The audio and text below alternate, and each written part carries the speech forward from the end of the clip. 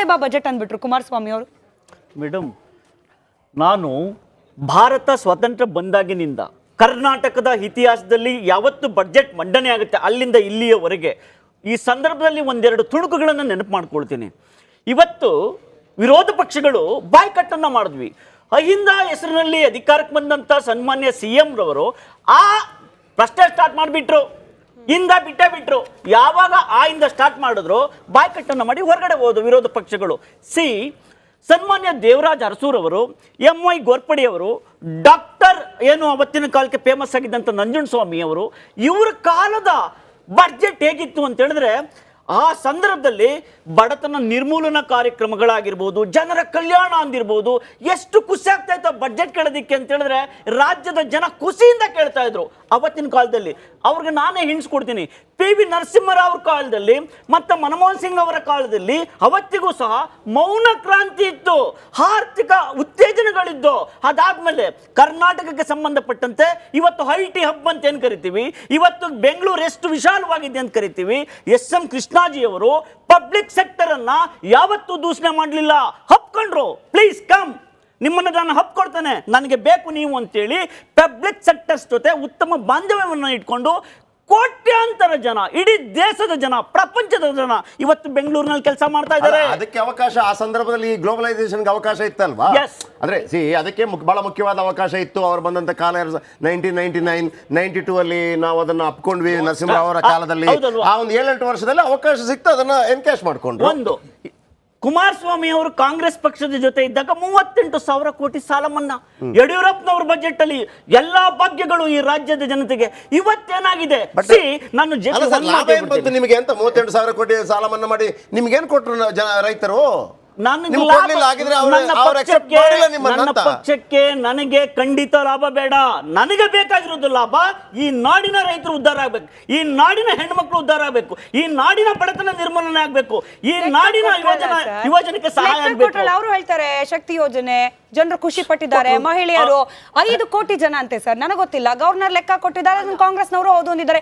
5 ಕೋಟಿ ಜನ ಮಧ್ಯಮ ವರ್ಗಕ್ಕೆ ಮೇಲ್ದರ್ಜೆಗೆ ಬಂದಿದ್ದಾರೆ, ಬಡತನದಿಂದ ಮೇಲ್ ಬರ್ತಿದ್ದಾರೆ. ಪಂಚ ಗ್ಯಾರಂಟಿಗಳ ನನ್ನ ಲೆಕ್ಕ ಅಲ್ಲ, ಇದು ನನ್ನ ಲೆಕ್ಕ ಅಲ್ಲ, ಸರ್ಕಾರದ ಲೆಕ್ಕ. ಸ್ಮಿತಾಜಿ, ನಿಮ್ಮ ಹತ್ರ ಒಂದು ಮಾತು ಹೇಳ್ಬಿಡ್ತೀನಿ. ತಮಿಳ್ನಾಡು ಗವರ್ನರ್ ಏನಾಯ್ತು ಮೊನ್ನೆ ಬಡ್ಜೆಟ್ ಅಲ್ಲಿ? ಕೇರಳ ಗವರ್ನರ್ ಏನ್ ಮಾಡಿದ್ರು? ನಮ್ಮ ಗವರ್ನರು ಯಾವತ್ತೂ ಅಷ್ಟೇ, ಕರ್ನಾಟಕದ ಗವರ್ನರು ಇವತ್ತಿಗೂ ಅಷ್ಟೇ ಒಳ್ಳೆ ನಡವಳಿಕೆಯಿಂದ ನಡ್ಕೊಳ್ತಾರೆ. ನಾನು ಇವತ್ತು ಒಂದು ಮಾತನ್ನ ಹೇಳ್ಬಿಡ್ತೇನೆ ನಿಮಗೆ. ಇವತ್ತು ರಾಜ್ಯದ ಬಡ್ಜೆಟ್ ಹೇಗಿತ್ತು ಅಂತ ಹೇಳಿದ್ರೆ, ಓಕೆ, ಸ್ಮಿತಾ ರಂಗನಾಥ್ ಮೇಡಮ್ 3 ಕೋಟಿ ವೆಚ್ಚದ ಒಂದು ದೊಡ್ಡ ಅಪಾರ್ಟ್ಮೆಂಟ್ ಅಲ್ಲಿ ವಾಸವಾಗಿದ್ದಾರೆ. ನಿಮಗೆ ಯಾಕೆ 200 ಯೂನಿಟ್ ವಿದ್ಯುತ್ ಫ್ರೀ? ನನ್ನ ಆತ್ಮೀಯ ಸ್ನೇಹಿತರಾದಂತ JP ಅವರು ಫಸ್ಟ್ ಕ್ಲಾಸ್ಗೆ ಬೊಂಬಟೆಗೆ ಒಂದು ಮನೇಲಿ ಇದ್ದಾರೆ. ಅವ್ರ ಮಿಸ್ಸಸ್ ಕ್ಯಾಕ್ 200 ಯೂನಿಟ್ ಫ್ರೀ, ಹೌದಲ್ವಾ? ಅವ್ರ ಮಿಸ್ಸಸ್ ಕ್ಯಾಕ್ 2,000 ಫ್ರೀ. ಇವತ್ತು ಅದ ಗ್ಯಾರಂಟಿ ಯೋಜನೆಗಳು ಹೇಗಿದೆ ಅಂತ ಹೇಳಿದ್ರೆ ಕೊಡ್ಲಿ, ಗ್ಯಾರಂಟಿ ಯೋಜನೆಗಳನ್ನ ಕೊಡ್ಲಿ, ಗ್ಯಾರಂಟಿ ಯೋಜನೆಗಳನ್ನ ಕೊಡ್ಲಿ.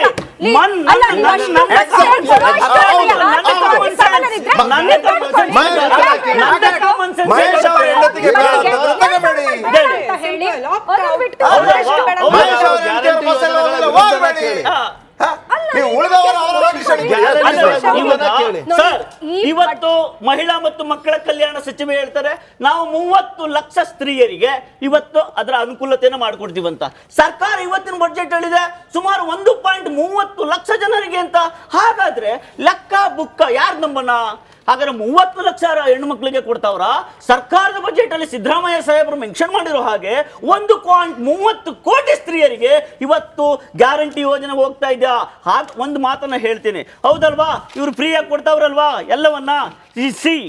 ಇವತ್ತು ನೋಡಿ ಸರ್, ದ ಪಾಲಿಸಿ ಫ್ರಂಟ್, ಇದು ಯಾವುದೋ ಒಂದು ಅನಾಮಧೇಯ ಫ್ರಂಟ್ಗೆ 7.20 ಕೋಟಿ ಗುತ್ತಿಗೆಯನ್ನು ಕೊಟ್ಟಿದ್ದಾರಂತೆ.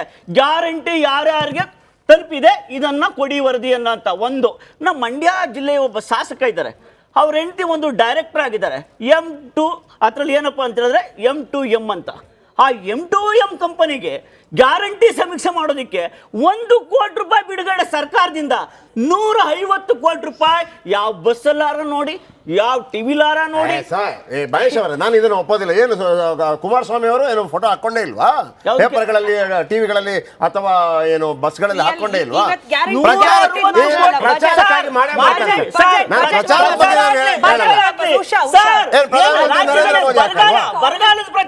ಕಮೆಂಟ್ಸ್ಗಳು ಬೇಕು, ನಾನಿಲ್ಲ ಅಂತ ಹೇಳಲ್ಲ. ನೀವು ಬೇಕಿದ್ರೆ ಒಂದು ನಿಮಿಷ ಸರ್, ನೀವು ಬೇಕಿದ್ರೆ ಒಂದು ಟೀಕೆಯನ್ನು ಮಾಡಿ. ಯಾವ್ದು ಗೊತ್ತಾ, ಮೊನ್ನೆ ದೆಹಲಿಗೆ ಹೋದ್ರಲ್ಲ, ಹೋರಾಟ ಮಾಡಿದ್ರಲ್ಲ, ಅದನ್ನ ಪೇಪರ್ ಅಲ್ಲಿ ಹಾಕಿದ್ರಲ್ಲ, ಅದನ್ನ ಟೀಕೆ ಮಾಡಿದ್ದಾನೆ, ಒಪ್ಕೋತೀನಿ. ಉಳಿದ ಯಾರು ಕೂಡ ಹೆಚ್ಚು ಕಡಿಮೆ ಆಗಿಲ್ಲ ಸರ್, ಪ್ರತಿಯೊಬ್ಬರು ಕೂಡ ಹಾಕೊಂಡಿದ್ದಾರೆ ಫೋಟೋಗಳನ್ನ. ಬರಗಾಲದಲ್ಲಿ ಹಾಕೊಂಡಿದ್ವಾ?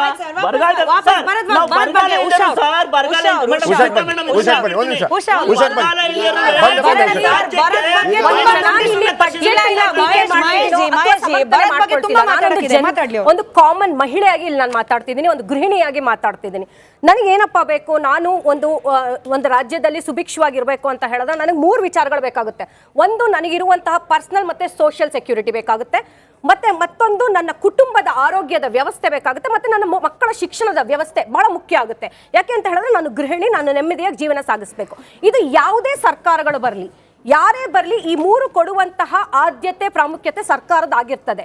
ಸೊ ಹಾಗಿರ್ಬೇಕಾದ್ರೆ ಇವತ್ತಿನ ಬಡ್ಜೆಟ್ ಅಂತ ನೋಡೋದಾದ್ರೆ, ನಾವು ಪ್ರತಿ ಬಾರಿ ಈ ಹಿಂದೆ ಇದ್ದಂಥ ಸರ್ಕಾರಗಳಲ್ಲೂ ಸಹ ನೋಡ್ತಾ ಬರ್ತಾ ಇದೀವಿ, ಸಾಕಷ್ಟು ಯೋಜನೆಗಳಿಗೆ ಇವ್ರು ಕೊಡ್ತಿದ್ದಾರೆ ಹೊತ್ತು ಪ್ರಮುಖವಾಗಿ ಬೇಕಾದಂತಹ ಈ 3 ಅಂಶಗಳಿಗೆ ಈ ಒಂದು ಪ್ರಾಮುಖ್ಯತೆ ಬಡ್ಜೆಟ್ಗಳಲ್ಲಿ ಸಿಗ್ತಾ ಇಲ್ಲ. ಪರ್ಸನಲ್ ಸೆಕ್ಯೂರಿಟಿ ಮುಖ್ಯವಾಗಿ, ಹೇಗೆ ನಮ್ಮ ಪರ್ಸನಲ್ ಸೆಕ್ಯೂರಿಟಿ ಒಂದು ಅಪ್ಗ್ರೇಡ್ ಆಗುತ್ತೆ ಅಂತ ಹೇಳಿದ್ರೆ, ಪೊಲೀಸಿನ ಅವರ ವ್ಯವಸ್ಥೆಗಳಾಗಿರ್ಬೋದು, ಆ ಗೃಹ ಇಲಾಖೆಗಳ ಒಂದು ಸಮರ್ಥನೆ ಆಗಿರ್ಬೋದು, ಅದಕ್ಕೆ ಒಂದು ಶಕ್ತಿ ತುಂಬುವಂಥ ಯೋಜನೆಗಳು ನಮಗೆ ಬಡ್ಜೆಟ್ಗಳಲ್ಲಿ ಎಲ್ಲೂ ಕಾಣಿಸ್ತಿಲ್ಲ. ಯಾಕೆ ಅದಕ್ಕೆ ನಾನು ಇವತ್ತು ಫ್ಯಾಕ್ಟ್ಸ್ ಹೇಳ್ಬೋದು. ಆಕ್ಚುಲಿ ನಮ್ಮ UN ಸರ್ವೆ ಪ್ರಕಾರ 1 ಲಕ್ಷ ಜನರಿಗೆ 196 ಮಂದಿ, ಇದು ನಮ್ಮ ಇಂಡಿಯನ್ ಸರ್ವೆ ಹೇಳುತ್ತೆ, 196 ಪೊಲೀಸ್ ಮಂದಿ ಇರಬೇಕಾಗ್ತದೆ. ಆದರೆ ನಾವಿವತ್ತು ಕರ್ನಾಟಕದಲ್ಲಿ 123 ಮಂದಿ ಮಾತ್ರ ಇದ್ದೀವಿ. ನಾನು ಜಸ್ಟ್ ಎಕ್ಸಾಂಪಲ್ ಕೊಡ್ತಿರೋದು. ಮತ್ತೆ ಶಿಕ್ಷಣ, ನನ್ನ ಶಿಕ್ಷಣ ಅಂತ ಬರೋದಾದ್ರೆ ನನ್ನ ಮಕ್ಕಳಿಗೆ ಉಚಿತ ಶಿಕ್ಷಣ ಕೊಡಬೇಕು. ಉಚಿತ ಶಿಕ್ಷಣದ ಜೊತೆಗೆ ಒಂದು ಸಮರ್ಪಕವಾದಂತಹ ಶಿಕ್ಷಣ ಕೊಡಬೇಕಾಗುತ್ತೆ. ಆದರೆ ಇವತ್ತು ಈ ಬಡ್ಜೆಟ್ ಅಲ್ಲಿ ನಮ್ಗೆ ಕಾಣಿಸ್ತಿರೋದು ಬರೀ 4%.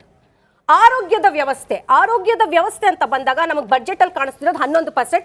ಅದರಲ್ಲೂ ವಿಪರ್ಯಾಸ ನಾನು ಇವತ್ತು ಹೇಳಬೇಕು, ಇವತ್ತಿನ ಬಡ್ಜೆಟ್ ಅಲ್ಲಿ 15 ಜಿಲ್ಲೆಗಳಿಗೆ ಕ್ರಿಟಿಕಲ್ ಕೇರ್ ಬ್ಲಾಕ್ ಸ್ಥಾಪನೆ ಮಾಡೋದು ಅಂತ ಹೇಳಿದ್ದಾರೆ. ಮತ್ತೆ ಉಳಿದ ಜಿಲ್ಲೆಗಳದ್ದು ಈ ಹಿಂದೆ ಮಾಡಿದಂತಹ ಕ್ರಿಟಿಕಲ್ ಕೇರ್ ಯೂನಿಟ್ಸ್ ಗಳ ಒಂದು ಮೇಂಟೆನೆನ್ಸ್ ಯಾರು ಮಾಡ್ತಾರೆ, ಅದ್ರ ಬಗ್ಗೆ ಮಾತುಗಳಿಲ್ಲ. ನಾನು ಇನ್ನೂ ಒಂದು ಪಾಯಿಂಟ್ ಮೆನ್ಷನ್ ಮಾಡ್ತೀನಿ. KC ಜನರಲ್ ಆಸ್ಪತ್ರೆಗೆ 150 ಕೋಟಿ ಕೊಡ್ತಾ ಇದ್ದಾರೆ. ನೀವು 1 ನಿಮಿಷ ನೀವು ಹೋಗಿ ನೋಡ್ಬೋದು, ವಿಕ್ಟೋರಿಯಾ ಆಸ್ಪತ್ರೆ ಹೊರಗಡೆ ವೆಯ್ಟಿಂಗ್, ಪಾಪ ಜನರು ವೆಯ್ಟ್ ಮಾಡ್ತಾರೆ, ಯಾವ ಸ್ಥಿತಿಯಲ್ಲಿದೆ ಅದ್ರ ಬಗ್ಗೆ ಮಾತಿಲ್ವಾ? ಅದಾದ್ಮೇಲೆ ಒಂದು 20 ಕೋಟಿ ವೆಚ್ಚದಲ್ಲಿ ಒಂದು ಡೇ ಕೇರ್ ಮತ್ತೆ ಥೆರಪಿ ಕೇಂದ್ರಗಳನ್ನ ಮಾಡ್ತಾರೆ. ಈ ಹಿಂದೆ ಇದ್ದಂತಹ, ನಾನು ಹೇಳ್ತಿರೋದು ಎಲ್ಲ 3 ಸರ್ಕಾರಗಳದ್ದು, ಈ ಒಂದು ಡಯಾಲಿಸಿಸ್ ಸೆಂಟರ್ಗಳೇನಾಯ್ತು ಇವತ್ತು, ಅದ್ರ ಬಗ್ಗೆ ಯಾರು ಮಾತಾಡ್ತಿಲ್ಲ. ಅದು ಒಂದೇ ವಿಚಾರ ಅಲ್ಲ. ಶಿಕ್ಷಣಕ್ಕೆ ಬರೋಣ. ಶಿಕ್ಷಣ ಅಂತ ಬರೋದಾದ್ರೆ 850 ಕೋಟಿಯನ್ನ ಇವ್ರು ಬಿಡುಗಡೆ ಮಾಡಿದ್ದಾರೆ. ಯಾವುದಕ್ಕಾದಿ ಅಂದ್ರೆ ಗುಣಮಟ್ಟದ ನೀವು ಶಾಲಾ ಕಟ್ಟಡಗಳನ್ನ ಮಾಡ್ತೀರಾ, ಅಥವಾ ಒಂದು ಶಿಥಿಲಗೊಂಡಿರುವಂತಹ ಶಿಕ್ಷಣದ ಸ್ಕೂಲ್ಗಳನ್ನ ಅಭಿವೃದ್ಧಿ ಮಾಡ್ತೀರಾ? ಏನೂ ಇಲ್ಲ. ಸೊ ಈ ರೀತಿ CSR ಫಂಡ್ಗಳಲ್ಲಿ ಇವರು ಅಭಿವೃದ್ಧಿ ಮಾಡ್ಬೇಕಾದ್ರೆ, ಅಂದ್ರೆ ನಿಮ್ ಸರ್ಕಾರದ ಬೊಕ್ಸೆಯಲ್ಲಿ ನಿಮ್ಗಿಲ್ವಾ? ಅಲ್ಲ, CSR ಫಂಡ್ಗಳಲ್ಲಿ ನೀವು ಶಾಲೆಗಳನ್ನ ಒಂದು ಅಭಿವೃದ್ಧಿ ಮಾಡ್ತೀವಂತ ಎಂತ ನಮ್ ಸರ್ಕಾರ ಬಂದ್ ಕೂತಿದ್ದಾರೆ ಇವತ್ತು. ಅನ್ಫಾರ್ಚುನೇಟ್ಲಿ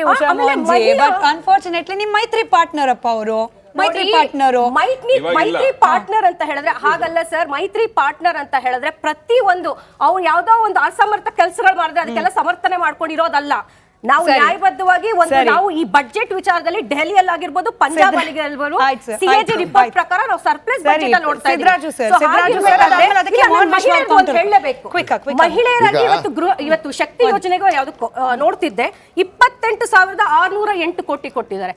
ಇವರು ಕೇವಲ ಆ ಗೃಹಲಕ್ಷ್ಮಿ ಯೋಜನೆ ಕೊಟ್ರೆ, ಹಾಗಾದ್ರೆ ಮಹಿಳಾ ಸಬಲೀಕರಣ ಯೋಜನೆಯಲ್ಲಿ ಬಹಳ ಸಂತೋಷ. ಅಂಗನವಾಡಿ ಕಾರ್ಯಕರ್ತರಿಗೆ ಆರ್ಥಿಕವಾಗಿ ಸಶಕ್ತಳಾದ್ರೆ ಅವ್ರ ಡೆಫಿನೇಷನ್ ಆರ್ಥಿಕವಾಗಿ ಕೈಯಲ್ಲಿ ಮಹಿಳೆ ದುಡ್ಡಿದ್ರೆ ಸಶಕ್ತೀಕರಣ.